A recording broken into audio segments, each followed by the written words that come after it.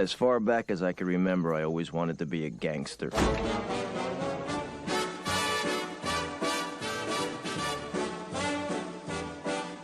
right, hey everyone, welcome into another episode of the Sleeping with the Numbers podcast. Dylan here, and we're going to be going over the week 7 picks for the machine learning model. And before we get into that, we're going to do a question of the day, and that question is going to be not so much related to betting or sports at all, but more so machine learning, statistics, Python programming. And a question that, I got a lot. So I taught, a TA taught and wrote a course for the University of Texas as well as UC Berkeley on, it was a data science boot camp. And we taught students from scratch Python. We actually start out with Excel and VBA, which is awful, but that's what we start out with. And then we get into Python for the majority of the class. And we learn data structures with Python, some data science Python packages such as scikit-learn, pandas probably being the most important one. And then we get into some machine learning at the end of the course with Python. So the question I kind of want to answer here is how to get into data science. And this isn't really a question that has one definitive answer. The first question you need to ask yourself is, do you know that you want to be a data scientist? Because some people see the data scientist title, but they're not exactly sure what it is. You might want to be a data analyst or a data engineer, which are different things. But if you want to become a data scientist, you are going to need to be very well versed in statistics, mathematics. There can even be some calculus in there. And then the programming language that you are going to want to learn is Python. Some people will tell you R. I don't think that's accurate at all. Python can do everything R can do and more.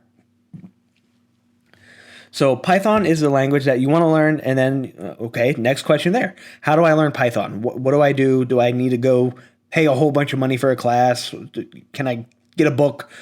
How do I learn Python? And the good news about programming in general, you don't have to really go to school for it. Now you can, of course. There's software engineering courses, there's computer science courses that you can take at a university, but not everyone has to do that. Nor do you need to spend up and pay that much money in order to learn these skills. YouTube is a fantastic resource that has a lot of different, more specific tutorials on there, as well as more general programming tutorials. So a class that I really recommend for everyone to take, even if you really don't want to be a programmer, but that is CS50 by Harvard.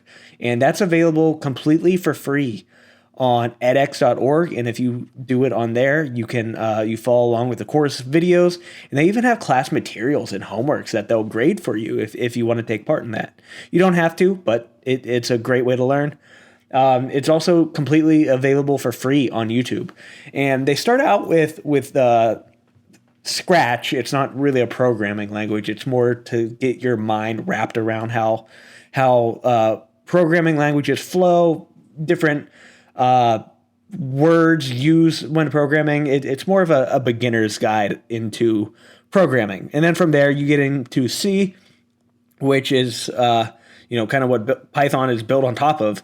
But you get into C, and then later down the line in CS50, they even have classes on Python. So that's a great place to start, mostly because the instructor is fantastic. He gets you involved in thinking about how computers work, how programming languages work. It's just a all well-rounded class. Now, for more specific things, how to get into data science programming, then maybe you want to start getting to some things that maybe you got to pay for. So on Udemy, there are some fantastic data science courses with Python on there. And if you sign up for Udemy, you get things for like $10-20. And that's well worth it. Codecademy is another great resource for Python. They have free lessons on there up to a certain point, and then they make you pay for it. But if you just want to get your feet wet and mess around with Python, that's a great free way to do so. They have interactive tutorials to get you started. Really easy to get into. And then, like I said, if you enjoy it, then you can kind of keep taking steps forward. But the first thing you got to do is dive in. You need to see if you like it, if you can wrap your head around it. And you don't want to go and spend $10,000 on a course and find out a month later that it's not for you. Please do not do that. I've had many students in the past do that, and a lot of the times they're not able to get refunded. It is a shame, but you need to know what you're getting into before you put up these large sums of money. So Python is the language to learn. Pandas specifically is the package that you must know. It is so useful. I use it every single day at work. I use it every single day for this machine learning model we have here for the podcast. I use it quite a bit. So very, very useful package to learn. So let's dive into it. Let's get back into the machine learning model here for our betting picks. So last week, the model kind of hit and miss here. Moneyline, fantastic. It went 10-2. The only ones it got incorrect was it had Carolina beating Minnesota. That almost happened, but did not happen. And then it had Denver beating the Raiders, and that did not happen. Now, the spread and over-under were very big misses here. For the spread, it went 5 for 7. I'm sorry. On the spread, it went 5 and 7, not 5 for 7.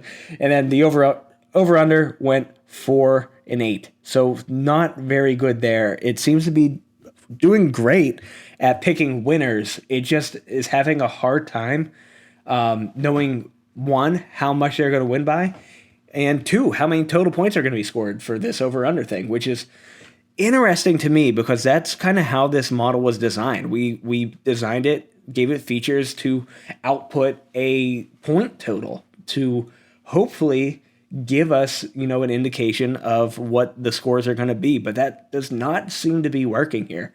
For the money line, however, it seems to be working every week.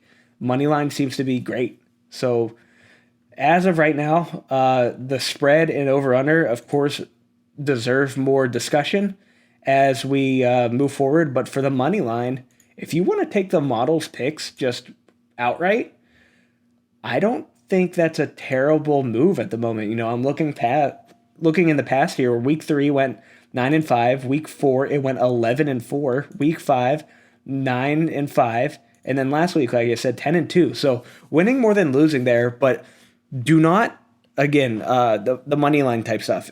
Make sure the odds are favorable. Don't be taking odds at like minus 600 or some crap. It's not worth that risk.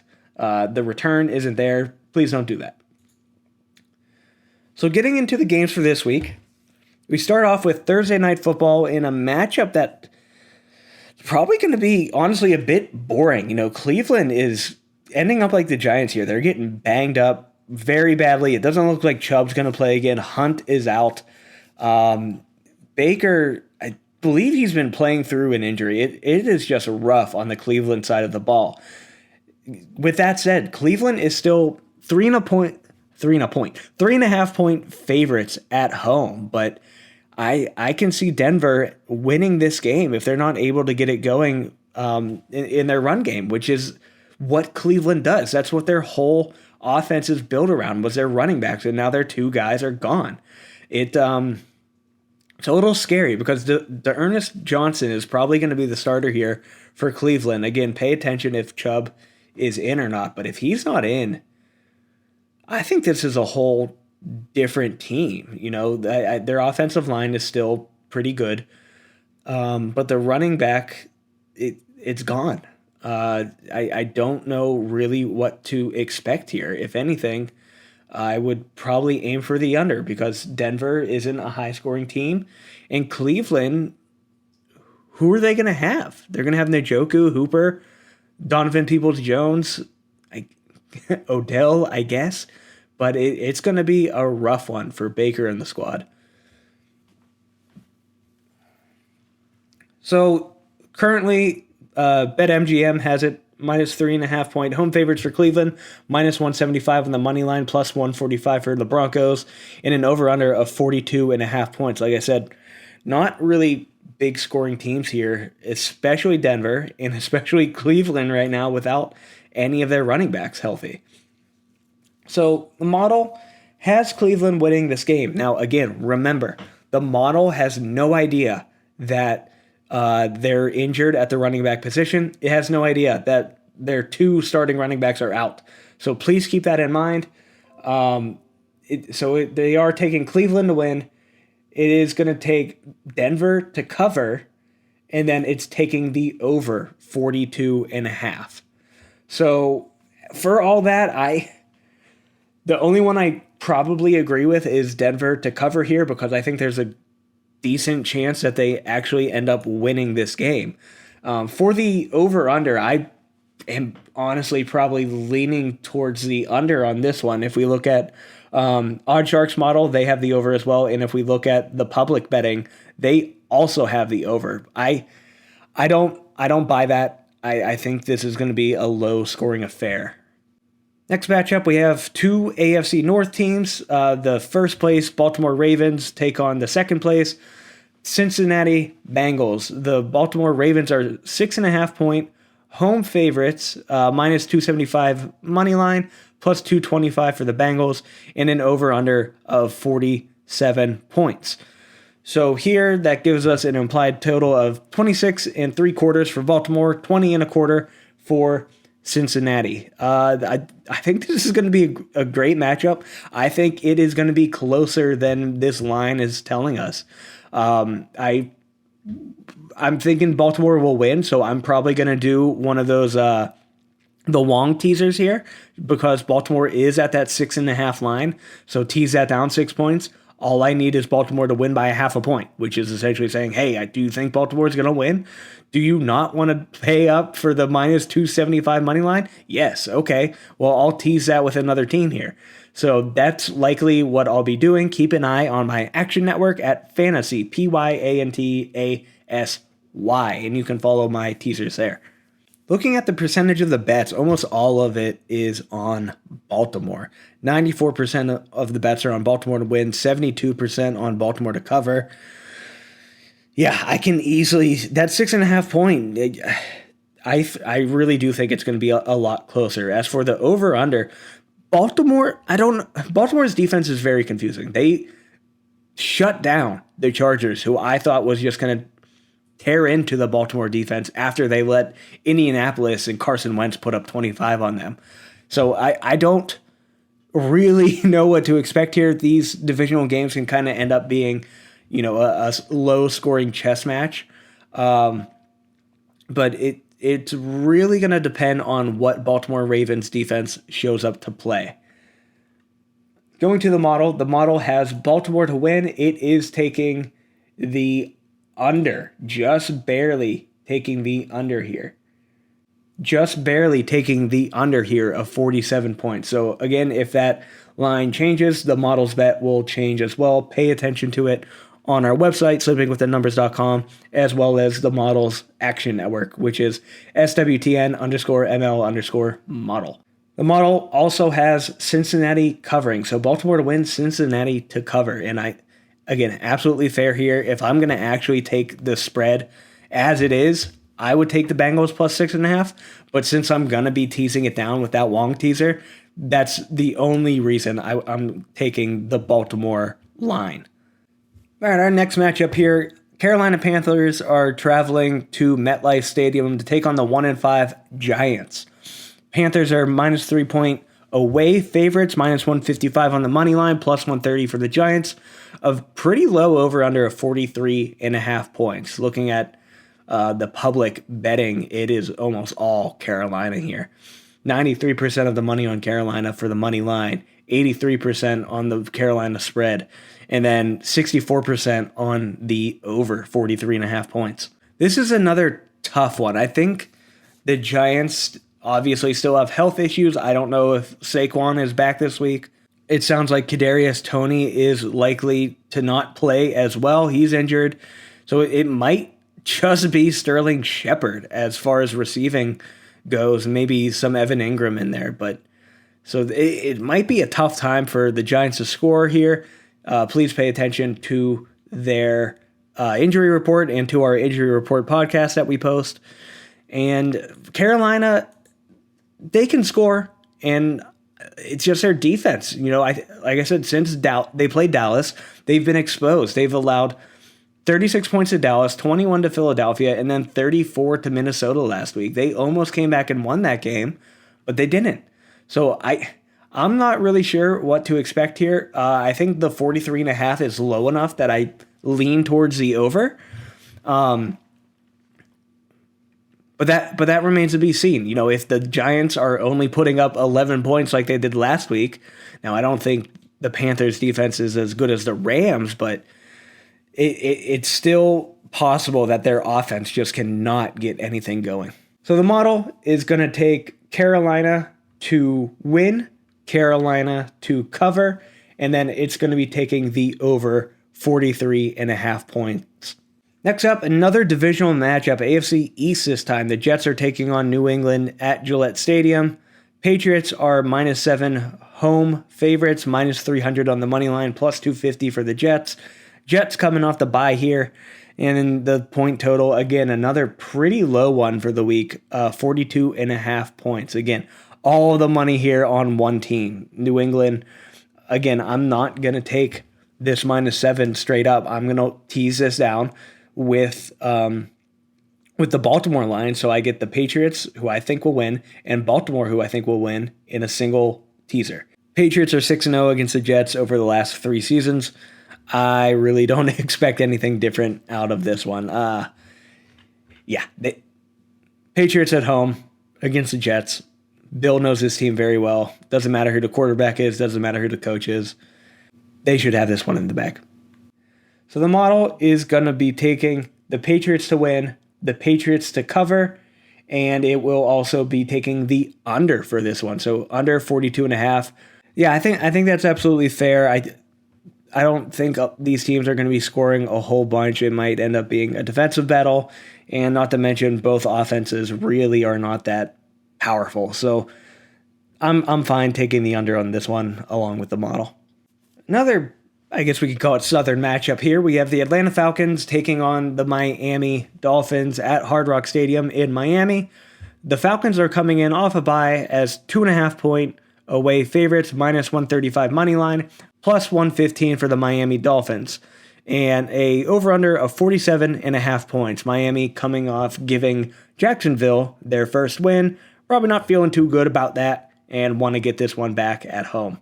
The model is going to be taking Atlanta to win and cover, and it will also be just barely taking the over 47.5. It is predicting 49 total points in this matchup. I think this could end up being the over. I don't think either defense is very threatening. Atlanta should be coming off fresh. They will have Cordero Patterson just getting touchdowns at will somehow. I guess it would really depend on the Miami side of the ball if they're going to be scoring. Gesicki looked good. Waddle looked good. Tua, not a huge fan of Tua, but I think they can end up scoring on this Atlanta defense. And who knows, Miami might be trending towards getting the number 1 overall pick as well. And if they do they draft a quarterback, I don't know if they're very happy with Tua. There was a lot of talk in the offseason about trading him, trying to get Watson. And, if they're willing to do that, why not be willing to draft another quarterback? Next, we got the highest scoring matchup of the week. Kansas City takes on Tennessee. Tennessee coming off a good win against the Buffalo Bills, but Kansas City are still going to be 5.5 point away favorites, -225 on the money line, +185 for the Titans. And like I said, highest over-under of the week at 57.5 points. And yeah, I think that's absolutely fine. Kansas City's defense is non-existent. Tennessee's defense is not very good as well. They allowed 31, even in a win. So and when I say they, I mean Derrick Henry will be able to score pretty much at will, I think. So this could be the over. 57.5 is a massive, massive total. But I can easily see it hitting. That's a very close one. For me, if I'm betting on the over-under, I will trend towards the under here just because these high point totals are very difficult to hit. But if any two teams can do it, it's going to be these ones. So the model, still a big fan of Tennessee coming off this win. It's going to take Tennessee to win and cover, and it's also going to take the over here. It is predicting 64 total points in this matchup, and I will gladly be taking these players in my DFS lineups. Another solid matchup, and I'm honestly somewhat surprised that Washington is still second in the NFC East, but that division, I guess, is kind of a mess. So Washington is taking on Green Bay at Lambeau. Green Bay are 9.5-point home favorites, minus 450 on the money line, plus 360 for Washington, and with an over-under of 49.5 points. All the money here is on Green Bay. 9.5 is a lot of points for that spread, and I mean, they've kind of kept it close in a lot of their games. Against San Francisco, they won by 2. They beat Pittsburgh by 10, so that one's close there. Cincinnati almost beat them. Only won by 3 points in that one, and then 10 against Chicago last week. So it could end up being close. I think Washington is having a tough time. Gibson seems to be struggling here. Heineke seems to be struggling here. So Packers should easily win this game. But what does the model think? The model thinks that as well. It is going to take the Packers to win, the Packers to cover, and it's going to take the over 49.5, predicting 52 total points scored in this matchup. Philadelphia is going to Vegas to Allegiant Stadium to take on the Vegas Raiders without Gruden, coming off a good win against Denver. Let's see if they can keep it going. Raiders 3-point home favorites, minus 160 on the money line, plus 135 for the Eagles, over under of 49 total points. I'm going to be putting my money on the Raiders. I think they win and cover here. The Eagles just look bad. They have zero run game. I don't know why they don't run the ball. Miles Sanders can obviously run the ball very well. They just don't do it. I do not understand it, so I don't think they win this game. The model agrees it will be taking the Raiders to win, the Raiders to cover, and it is going to be taking the over 49 points, just barely predicting 50 points scored in this one. So again, if that line changes, so will the model's bets. This next matchup, somehow not the biggest spread of the week, but the 0-6 Detroit Lions are taking on the LA Rams at SoFi. Rams are 15.5-point home favorites, minus 1,000 on the money line, plus 650 for the Lions. You know, that might entice you to throw some money on them because that's not a bad payday if that hits. And then 50.5 total points for the over-under, which implies the Rams getting 33 and Detroit getting 17.5. So, that's a rough one. The Rams should manhandle Detroit pretty bad here.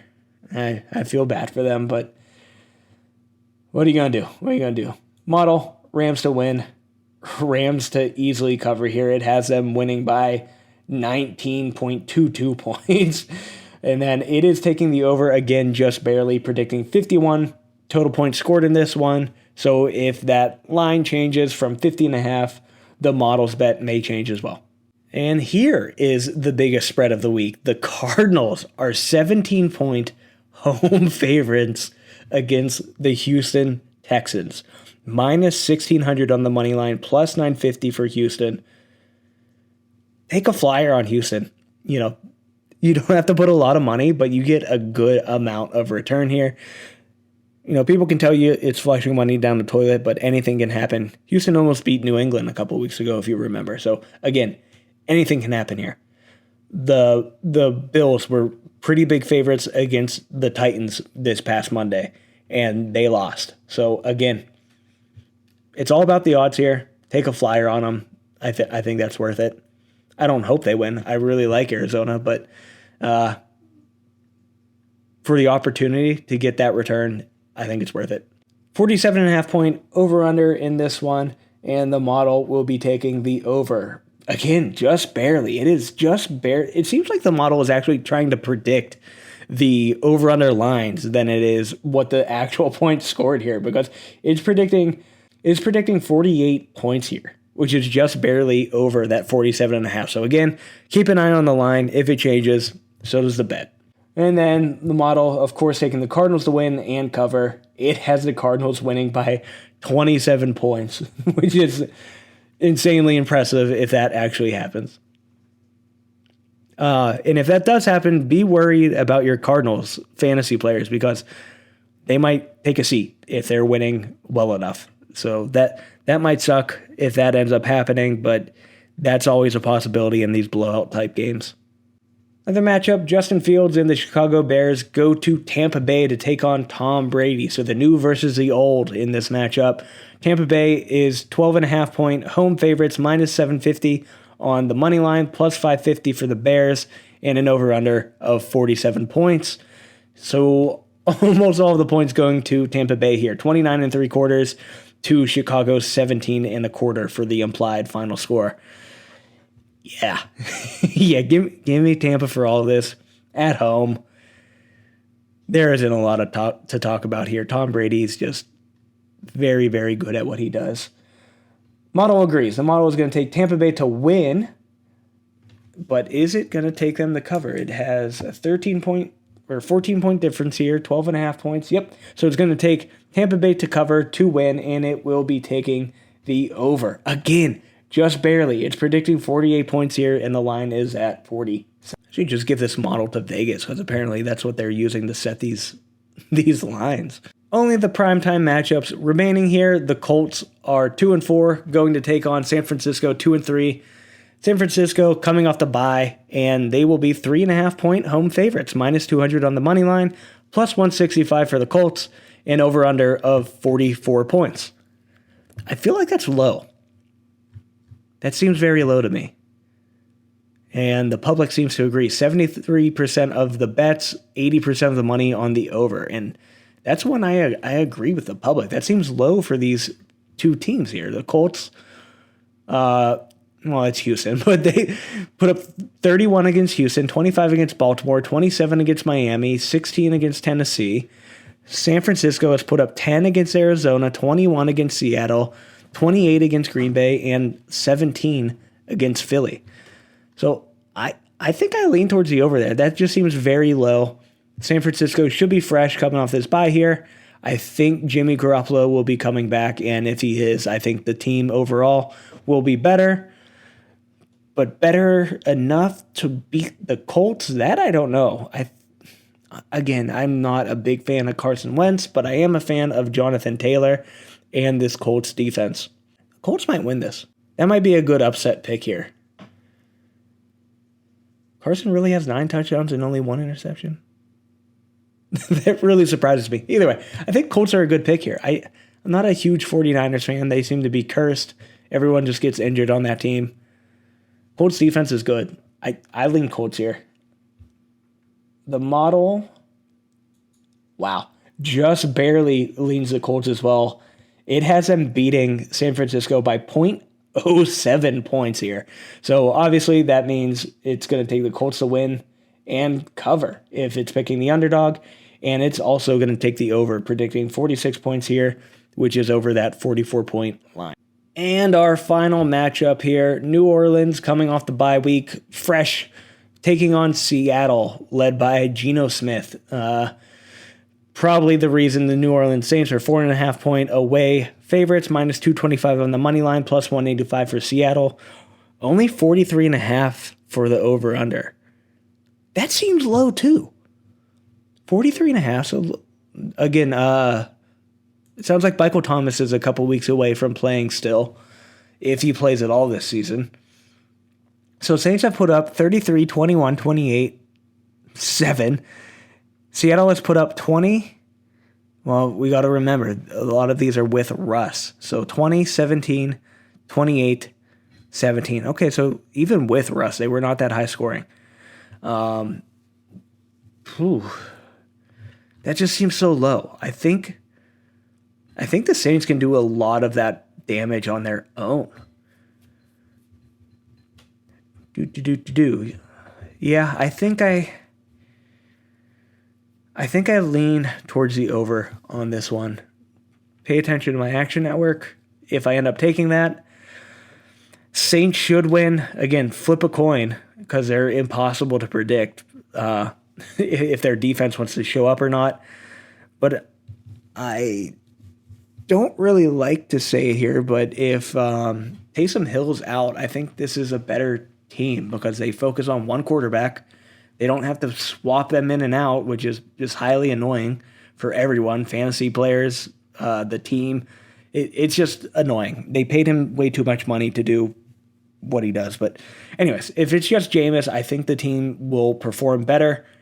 It sounds like Alex Collins got hurt as well. Again, pay attention to the Injury Report podcast that we put out on Saturdays. It'll be interesting to see. I'm not confident taking the point spread or the money line here, but I do lean towards the over. Model, again, loves the Saints. Going to take the Saints to win, Saints to cover, and taking the over 43.5 points. And that shall do it for the machine learning model picks. Thanks for tuning in. Please take a look at our website, sleepingwiththenumbers.com. I have some things in the works there that should help with picking DFS games and stuff like that. My DFS lineups will also be posted on there. I'm also hoping to get our mobile app released this week, so keep an eye out for that. From the mobile app, just a little sneak preview, I'm going to have my DFS picks there.